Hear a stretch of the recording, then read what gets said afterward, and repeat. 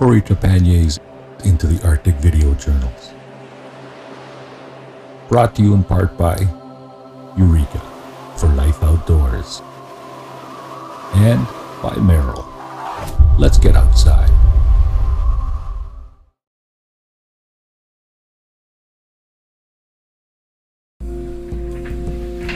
Another part of the planning for this trip has been trying to figure out where to go in such a huge landscape. So up in the Arctic, of course, we've got major miles of places that one could explore.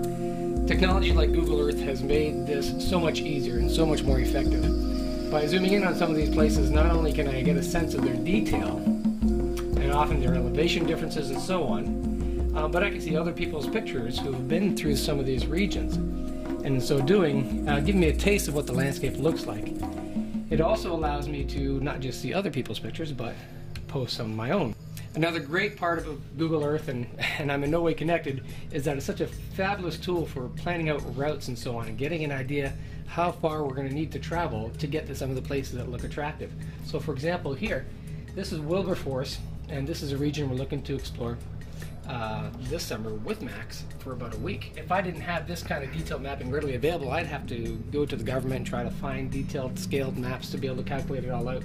But with a simple couple clicks of the mouse here, I'm able to grab a tool, a ruler at the top here, and I can actually draw my own path from Bathurst Inlet, where we're going to canoe from. It's really helpful to be able to see if it's actually doable, so the entire time is not spent just getting to the location and having to turn around. So this looks like about 30 kilometers of canoeing, and then another 10 kilometers will take us right into Wilberforce Falls. For the first few years of the trip, I kept asking Parks Canada and other people I'd talked to up north, when I come in August, when is the sun going to be going down? And this is always trying to figure these things out so I know what to expect when it comes to painting times and trying to organize my schedule that way.